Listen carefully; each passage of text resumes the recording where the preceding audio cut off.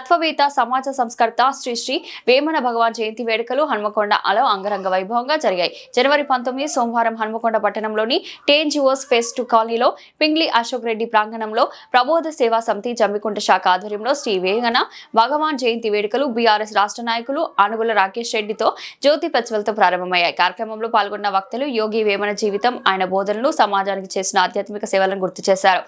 యోగి వేమన ఆత్మజ్ఞాన పద్యాలలోని భావం ప్రజలకు చేరువ చేయాలనే సంకల్పంతో వేమన బోధనలపై గొప్ప సభ నిర్వహించారు. సన్నాయి మేళంతో వేమన ప్రతిమను పల్లకిలో ప్రతిష్ఠించి భక్తుల భుజస్కంధాలపై పల్లకిని ఊరేగిస్తూ పట్టణ వీధిలో యోగి వేమన పద్యాలు వివరిస్తూ నినాదాలతో వేమన పాటలకు నృత్యాలు ఊరేగింపు కార్యక్రమం కోలాహలంగా నిర్వహించారు. ఈ కార్యక్రమంలో 56 division corporator Srirangi Sunil Kumar, retired assistant commissioner, endowment department Ravula Gnanadeva Reddy, Jammikunta శాఖ నిర్వాహకులు వెంకటాచార్యులు, ముఖ్య అతిథులతో పాటు శశికాంత్ రెడ్డి, తిరుమలేష్, రవీందర్ రెడ్డి, రాజు, భార్గవి, కవిత, రాజాలింగం కాలనీవాసులు, హిందూ జ్ఞాన వేదిక దక్షిణ తెలంగాణ సభ్యులు పెద్ద ఎత్తున తరలివచ్చారు. వేడుకల కార్యక్రమం సంతోషంగా ముగిసింది.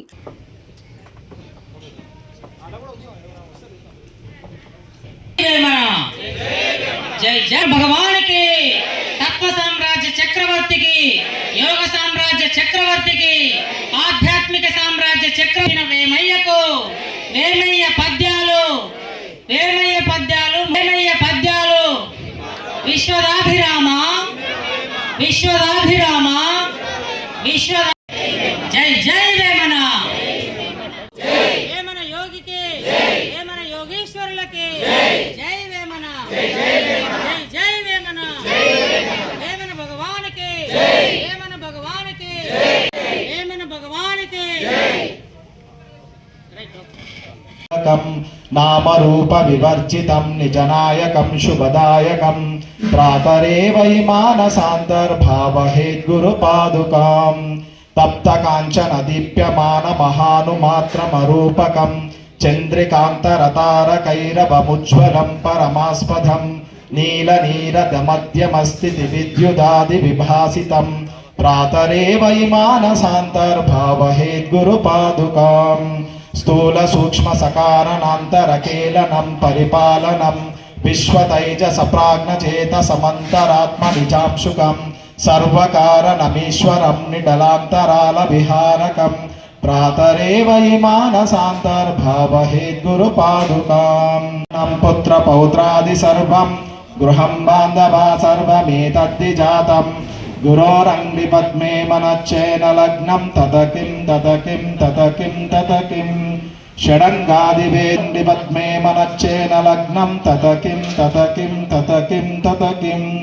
విదేశేషు మాన్యః స్వదేశేషు ధన్యః సదాచార నిత్యా సువృత్తిన్న చాన్యః గురోరంగి పద్మే మనచ్చేన లగ్నం తతకిం తతకిం తతకిం తతకిం.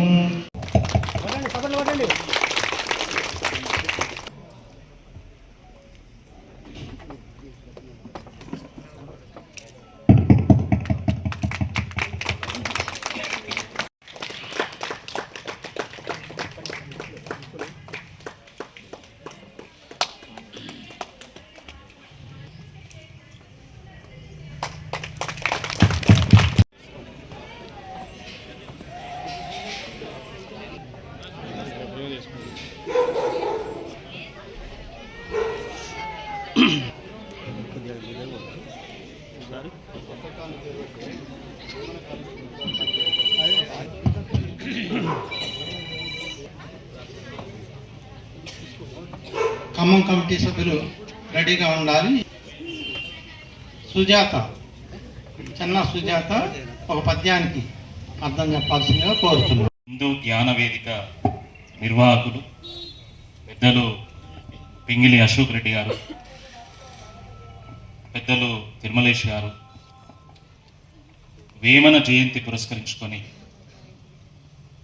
జయంతి కార్యక్రమంలో పాల్గొంటున్నటువంటి ఓరుగల్లు నగర పుర ప్రముఖులకు, నాతో పాటు ఈ కార్యక్రమంలో పాల్గొంటున్నటువంటి అతిరథ మహారథులకు, నాతో పాటు ఈ కార్యక్రమంలో పాల్గొంటున్నటువంటి బీఆర్ఎస్ యూత్ నాయకులు పురుషోత్తం యాదవ్ గారు, మా ఇండస్ ఫౌండేషన్ క్రియాశీలక నిర్వాహకులు మా చదువు అఖిల్ రెడ్డి గారు, బీఆర్ఎస్ నాయకులు సుమన్ గౌడ్ గారు, మిగతా మిత్రులకు అందరికీ పేరు పేరున నమస్కారం. భగవాన్ వేమన జయంతి సందర్భంగా అందరికీ కూడా శుభాకాంక్షలు. భారతదేశం ఒక పుణ్యభూమి, ఒక వేదభూమి, ఒక కర్మభూమి, ఒక తపోభూమి, ఒక త్యాగభూమి. ఈ దేశానికి ఒక పరంపర ఉంది. ప్రకృతిలో ఉన్నటువంటి రహస్యాలను కనుగొనడానికి కొంతమంది ఋషులు తమ శక్తినంతా ధారపోసి వారు ప్రకృతిలో ఉన్నటువంటి రహస్యాలను సృష్టిలో ఉన్నటువంటి సత్యాన్ని కనుకొని వాటిని వేదాల రూపంలో, ఉపనిషత్తుల రూపంలో ఈ జాతికి అందించడం జరిగింది. అటువంటి ఆ సాధు పరంపరకు చెందినటువంటి వాళ్ళే ఆదిశంకరాచార్యులు, వివేకానందుడు, అలాంటి అనేక మంది సాధువులు మన దేశంలో పుట్టారు. ఆ ఋషి పరంపరకు చెందినటువంటి వాడే వేమన భగవాన్ అని కూడా ఈ సందర్భంగా నేను మనవి చేస్తాను. వేమన పద్యం ఎంత గొప్పదంటే, ఒక గొప్ప భావాన్ని ఒక చిన్న 4 లైన్ల ఒక పద్యంలో ఆయన ఇమర్చగలుగుతాడు. అది సాధారణమైనటువంటి విషయం కాదు. మేము రాజకీయ నాయకులు ఒక 100 ప్రసంగాలు చేస్తే కూడా ఆ పద్యంలో ఉన్నటువంటి భావాన్ని మేము అందించలేము.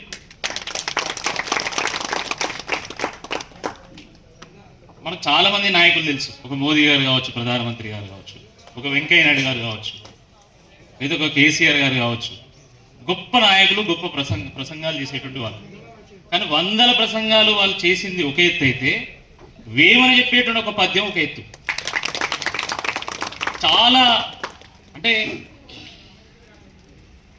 చాలా సులభమైనటువంటి భాషలు, సామాన్యులకు సైతం అర్థమయ్యేటువంటి భాషలు, దానికి ఛందస్సును జోడించి ఆ చెప్పేటువంటి విషయం ఏదైతుందో అది చాలా గొప్పది. ఇంతకుముందు రాజిరెడ్డి గారు వారు మాట్లాడారు. వారు కూడా చాలా అంశాలు, చాలా లోతైనటువంటి అంశాలు వారు పరిశోధన చేసి, అధ్యయనం చేసి కనుక్కున్నటువంటి అంశాలు చాలా క్లుప్తంగా అన్ని అంశాలను జోడించి ఒక 5 నిమిషాలు మనం చెప్పేటువంటి ఒక ప్రయత్నం చేశాం. అంటే ఆ శక్తి చాలా తక్కువ మందికి ఉంటుంది. వేమన ఒక తత్వవేత్త, వేమన యోగి, వేమన ఒక తత్వవేత్త. తత్వం అంటే ఏంటి అంటే సృష్టిలో ఉన్నటువంటి రహస్యాలను, ప్రకృతిలో ఉన్నటువంటి రహస్యాలను, సత్యాన్ని తమ పరిశోధన ద్వారా, అధ్యయనం ద్వారా కనుక్కొని అది ఒక పద్య రూపంలో, ఒక రచన రూపంలో, ఒక ప్రసంగ రూపంలో ప్రజల ముందు పెట్టేది. అదే తత్వం కదా. అలాంటి గొప్ప తత్వవేత్త వేమన. వేమన ఒక కవి మాత్రమే కాదు. వేమన అంటే ఒక పద్యం కాదు. యాక్చువల్గా చాలామంది వేమన అంటే పద్యం, కానీ వేమన పద్యంలో ఉన్నటువంటి లోతు కనుక మనం చూసినట్టయితే, ఆయన సృష్టిని అధ్యయనం చేసాడు, ఆయన ఈ ప్రకృతిలో పరిశోధన చేసాడు, మానవ సంబంధాల మీద అధ్యయనం చేసిండు, ఆయన సమాజాన్ని చదివిండు. దాంట్లో కనుక్కున్నటువంటి అంశాలను మనకు నీతి రూపంలో, మనకు పద్య రూపంలో మనకు అందించడం జరిగింది. అది సైతం పాల్గొనేలా చేసినటువంటి నిర్వాహకులందరూ కూడా నేను పేరు పేరున ధన్యవాదాలు తెలియజేస్తా ఉన్నాను. ఈ ఫిబ్రవరి 15న శివరాత్రి ఉత్సవాన్ని మేము ఐగ్రవాచారి గ్రౌండ్స్లో నిర్వహిస్తాం. ప్రతి సంవత్సరం ఇండస్ ఫౌండేషన్ ఆధ్వర్యంలో మేము మహాశివరాత్రి ఉత్సవాన్ని మన ఐగ్రవాచారి గ్రౌండ్లో మేము నిర్వహిస్తూ ఉంటాం. దాంట్లో శివతత్వమేమి కాకుండా మన సాంస్కృతిక వైభవాన్ని చాటేటువంటి ఒక ప్రయత్నం కూడా చేస్తాము. కాబట్టి అక్కడ కూడా మనది ఒక స్టాల్ ఏదైనా ఏర్పాటు చేసుకుంటే తప్పకుండా మేము ఆ సహకారాన్ని కూడా అందిస్తాము. ఎందుకంటే ఇవన్నీ పెట్టినటువంటి అన్నీ తీసుకుంటే ఒక స్టాల్లో పెడితే చాలామంది విజిట్ చేస్తారు. మళ్ళీ లిటరేచర్ కూడా బాగుంది. నిన్న మీరు ఇచ్చినటువంటి చిన్న బుక్ ఒకటి ఇది ఇట్లాంటిది, అది కూడా పిల్లలకు అందిస్తే బాగుంటుందని చెప్పి మరి తెలియజేస్తూ ఈ కార్యక్రమంలో పాల్గొనేలా చేసిన మీ అందరూ కూడా పేరు పేరున ధన్యవాదాలు. యోగి వేమన 2 చిత్రాలు కూడా వేమన జీవితం మీద తీసినటువంటి చలనచిత్రాలే. అందులో మీరు చూడండి, వాళ్ళ జీవితంలో ముందు ప్రపంచ జీవితం అంతా మన మాదిరిగానే ఉంటుందండి. కష్టము ఉంటుంది, సుఖము ఉంటుంది, బంధుత్వాలు ఉంటాయి, అందరితోటి కలిసి తిరుగుతారు, అందరితో పాటుగా మన మాదిరిగా సాధారణ మనిషి జీవితం ఉంటుంది. కానీ ఒక ఘట్టం ఉంటుంది వాళ్ళ జీవితంలో. ఆ ఘట్టంలో వాళ్ళు ప్రాపంచిక జీవితం నుండి జ్ఞాన జీవితంలోకి అడుగు పెడతారు. అదే వేమన యోగిని చూడండి, ఆయన కష్టాలు సుఖాల యొక్క అంచులన్నీ తాకాడు. మొత్తం జీవితంలో అనుభవించాల్సిందంతా అనుభవించాడు. కష్టం అనుభవించిండు, సుఖం అనుభవించిండు. తన అన్న అయినటువంటి పెదకోమటి వేమారెడ్డి గారు రాజుగా ఉన్నాడు. ఆయనకు ఈయన సలహాలు సూచనలు ఇస్తూ రాజ్యాన్ని పరిపాలించేటటువంటి ఆ లక్షణాలు ఇవన్నీ కూడా చినకోమటి వేమారెడ్డిగా అక్కడ ప్రసిద్ధి చెందాడు పేరుగా. ఇప్పుడు ఆయనను మనం యోగి వేమనని వేమన యోగి అని అంటున్నాం. కానీ ప్రాపంచిక జీవితంలో చూసుకున్నప్పుడు ఆయన జీవితంలో తన అన్నగారైనటువంటి కూతుర్ని ప్రేమగా చూసుకున్నాడని, తన వదిన సహకారంతో ముందుకు వెళ్ళాడని, చిట్ట చివరికి అభిరాముడు తన స్నేహితుడైనటువంటి అభిరాముడు ఒక శివయోగి దగ్గరికి ఉపదేశం కోసం వెళ్తూ ఉంటే కావాలని ఆయనకు వేరే పని అప్పగించి ఈయన శివయోగి దగ్గరికి పోయినట్టుగా, శివయోగి దగ్గర చెవిలో ఉపదేశం తీసుకున్నట్టుగా, అక్కడి నుంచి తన జీవితం మారినట్టుగా మనకు ఆ సినిమాల ద్వారా అర్థమవుతుంది, శ్రీ వేమన చరిత్ర పుస్తకాల ద్వారా మనకు అర్థమవుతుంది. అంటే శివయోగి ఉపదేశం పొందిన తర్వాత జ్ఞానాగ్ని తనలోకి ప్రవేశించినట్టు, ఆయన యొక్క శివలింగం ఉన్నటువంటి ఒక దేవాలయంలోకి ప్రవేశించి అక్కడ దేవుణ్ణి అసలు ఏంటి ఈ జనన మరణ చక్రం ఏంది, పెద్ద పెద్ద పండితులు, పెద్ద పెద్ద రాజులు, ఎంతో పెద్దవాళ్ళు పుడుతున్నారు చస్తున్నారు, పుడుతున్నారు చస్తున్నారు. పుట్టేటప్పుడు ఎక్కడి నుంచి వస్తున్నారు, చనిపోయిన తర్వాత ఎక్కడికి పోతున్నారు, నాకు ఈ జనన మరణ చక్రం యొక్క రహస్యం తెలవాలి అని మొత్తం సర్వసంగ పరిత్యాగ మొత్తం జీవితం అంతా కూడా వదిలేసి, బట్టలు కూడా వదిలేసి తిరిగినట్టుగా, నగ్నంగా ఉన్నట్టుగా ఆ దేవాలయంలో ఈశ్వరలింగం ఉన్నటువంటి దేవాలయంలోకి ఒక సన్యాసిగా ఒక వ్యక్తి వచ్చి, ఏం కావాలనుకుంటున్నావయ్యా ఇంతకు నువ్వు అంటే అడుగుతాడు. అసలు నాకు వాస్తవం తెలవాలి, ఈ సత్యం తెలవాలి, నాకు ఇది తెలిసేంత వరకు నేను ఎక్కడికి పోను అని ఆయన అడిగితే అప్పుడు ఆయన చేతి ద్వారా జ్ఞానశక్తిని ఆయన తనలోకి ప్రవేశింపజేసి, నీవు సంసార బాధ్యతల్లో ప్రపంచంలో ఉన్నావు కాబట్టి రాజయోగమే అసలైనటువంటి మార్గము, బ్రహ్మయోగం కాకుండా రాజయోగమే అసలైనటువంటి మార్గము అని ఆ గురువు ఈయనకు ఉపదేశించినట్టుగా, ఆ తర్వాత ఆయనకు జ్ఞానోపదేశం ఉంది, జ్ఞాన ప్రకాశం ఆయనలో వికసించినట్లుగా మనకు అందులో తెలియబడతా ఉంది. అప్పటి నుంచి ఆయన జస్ట్ ఇట్లా అసువుగా పద్యం చెప్తే చాలు, ఆ పద్యాలలో 4 అష్టపాదం ఏముంటుంది, విశ్వదాభిరామ వినురవేమ, మొదటి 3 పాదాలు ఉంటాయి. మొదటి 3 పాదాలలో కూడా ఫస్ట్ 2 పాదాలు కూడా ప్రపంచానికి సంబంధించినట్టుగా చెప్పి ముఖ్యమైనటువంటిది 3వ పాదంలో అసలు విషయం చెప్పేస్తాడు. ఆయన అసువుగా చెప్పినటువంటి ప్రతి పద్యం కూడా ఆటవెలితి పద్యం. ఆటవెలితి పద్యంలో ఉన్నటువంటి లఘువులు గురువులు లక్షణాలండి అసువుగా చెప్పగానే ఆటోమేటిక్గా లఘువులు గురువులు అందులో ఇమిడిపోతాయి. ఆయన ఏమి ఈడ లఘు ఉండాలి, ఈడ గురువు ఉండాలి, ఆ లగన ఉండాలి, సగన ఉండాలి, ఆ బగన ఉండాలి, రగన, ఇవన్నీ ఏమి ఉండవు. అసువుగా చెప్పగానే ఆటోమేటిక్గా వచ్చినాయండి. ఇంత పెద్ద కార్యక్రమం మా డివిజన్లో జరగడం నాకు గర్వకారంగా సంతోషంగా ఉంది. మాకు నిన్ననే వీళ్ళు చెప్పారు, కలెక్టర్ గారు కూడా దీనికి సహకరిస్తున్నారని. జనరల్గా సహకరించే వాళ్ళు ఉండరు, సహకరించినప్పుడు మనం కూడా ఇమీడియట్ పని చేయించుకుంటే బాగుతుంది. ఎందుకంటే వేమన గారి గురించి నాకు అంటే పద్యాల పరంగా తప్ప పెద్దగా నేను తెలుగు నాలెడ్జ్ లేదు. నా వంతు సహకారాలు ఖచ్చితంగా మీ సొసైటీకి అందజేస్తా, దానిలో ఇబ్బంది ఏం లేదు. ఇదే విధంగా ఏ కార్యక్రమం పెట్టినా పిలవండి, దాన్ని సహకరించడానికి రెడీగా ఉన్నాను.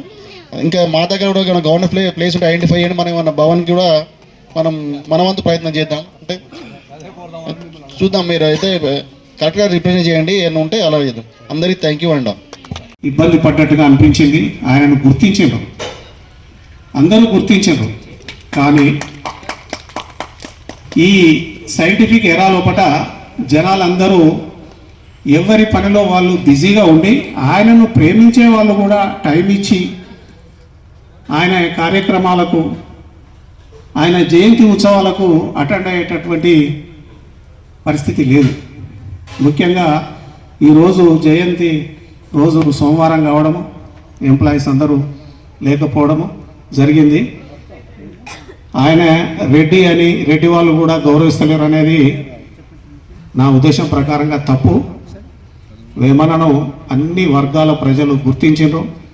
వేమన యొక్క పద్య రచన శక్తిని, వారు సూచించినటువంటి సిద్ధాంతాలను, వారి పద్యాలలో తెలియజేసినటువంటి ధార్మిక జ్ఞానాన్ని ప్రతి ఒక్కరు కూడా మర్చిపోకుండా, అది తెలుసు, అందరికీ తెలుసు. కానీ ఈ కంప్యూటర్ యుగంలో ఏమైంది కదా అంటే ప్రతి ఒక్కరు బిజీ అయిపోయినారు. దేని మీద మన జీవితాలను బాగుపరిచి మన జీవితాలకు ధార్మిక శక్తిని అందించేటటువంటి కార్యక్రమాలను కూడా అటెండ్ కానంత బిజీ అయినారు. ఈ సెల్ ఫోన్ కల్చర్ వచ్చి ఆ సెల్ ఫోన్లో వచ్చేటటువంటి ఈ చెత్త సమాచారాన్ని చూసుకుంటా వాళ్ళు నిజమైన జ్ఞానం ఎక్కడ ఉంది, మన ఆత్మను శుద్ధి చేయడము, మనకు సరి అయినటువంటి ధార్మిక ఆలోచనలు ఇవ్వడము, మన భక్తులను బాగు చేసుకోవడము, మన పిల్లలకు ఒక చక్కని క్రమశిక్షణతో కూడినటువంటి ఆధ్యాత్మిక జ్ఞానాన్ని అందించేటటువంటి తత్వము తల్లిదండ్రులకు లేకుండా పోయింది. వాళ్ళకు అందించలేకపోతున్నాం, మనం ఆలోచించలేకపోతున్నాం. మరి మనకు మంచి డిసిప్లిన్ నేర్పేటటువంటి వాళ్ళని కూడా గుర్తించలేకపోతున్నాం. ఇది బాధాకరం. ఇది కాలానుగుణంగా వచ్చేటటువంటి మార్పుల్లో భాగమే. కానీ వేమన అంటే తెలియని వారు లేరు. కాకపోతే ఇంకా వేమన తత్వాన్ని అర్థం చేసుకొని సమాజానికి ఇవ్వాల్సినటువంటి సందేశాన్ని ఇస్తే బాగుంటుంది. మరి ఈ కార్యక్రమాన్ని నిర్వహించినటువంటి పెద్దలందరికీ కూడా మనస్ఫూర్తిగా నేను ధన్యవాదాలు తెలియజేస్తున్నా.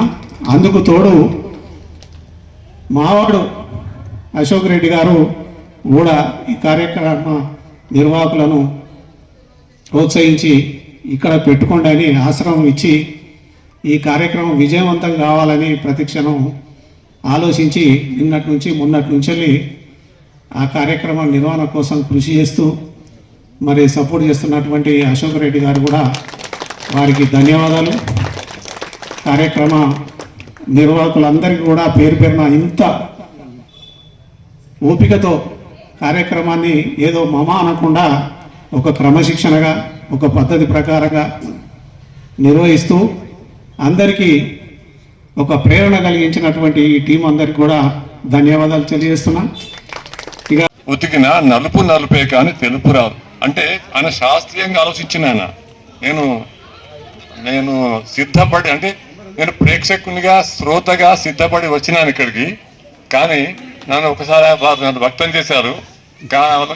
కానీ అందువల్ల నేను వక్తగా నేను రాణించలేకపోతున్నాను. నాకంటే ముందు చెప్పిన సార్ చాలా బాగా చెప్పినారు. ఆత్మకు మార్గం చూపడం పేరు. వే అంటే మార్గం, మన అంటే మనకు, మన ఆత్మకు. వే మన జీవితాలకు మన ఆత్మకు మార్గం చూపించేవాడు అనేది ఉంది. ఆయన పద్యాలలో ఒక పద్యం చెప్తాను. తల్లిదండ్రుల మీద దయలేని పుత్రుండు, పుట్టనేమి వాడు గిట్టనేమి, పుట్టలోని చెవులు పుట్టవా గిట్టవా విశ్వదాభిరామ అంటారు. ఒకప్పుడు తల్లిదండ్రుల గురించి గొప్పగా చెప్పిన వేదాలు మన భారతీయ వేదాలు. ఈ ప్రపంచానికి ఈ దేశానికి వెలువనిచ్చిన వేదాలు మన భారతీయ వేదాలు. అలాంటి భారతదేశానికి వెలువనిచ్చిన వ్యక్తి వేమన భగవాన్ గారు. అలాంటి వ్యక్తిని ఆదర్శంగా తీసుకొని మీరు అందరూ ముందుకు వెళ్తున్నారు. ఇంతకుముందు ఇక్కడ ఒక్కొక్కరు మాట్లాడుతున్న చిన్న పిల్లవాడిన ఎంతో మాట్లాడుతున్న ఈ పద్యాలని చదువుతాను.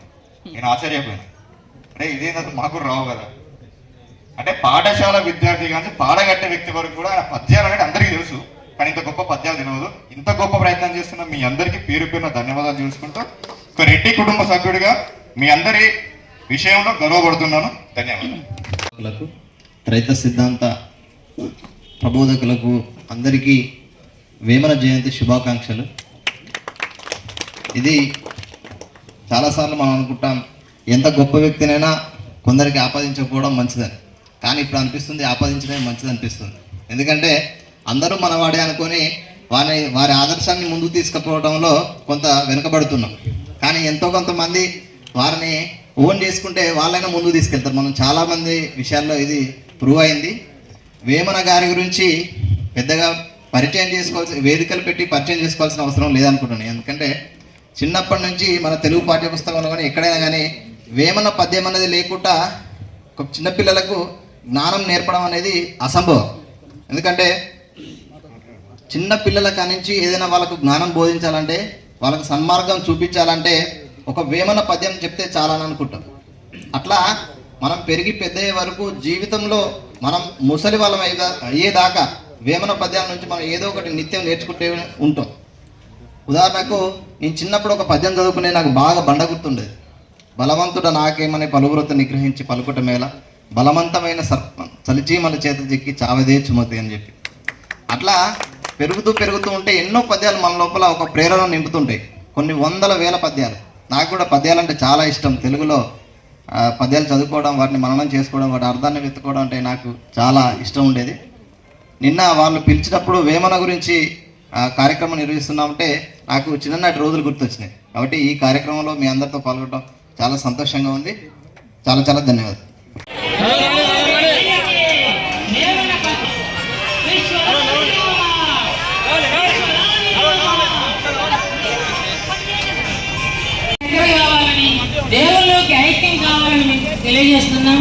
మీ అందరికీ కూడా ఇది మంచి అవకాశం.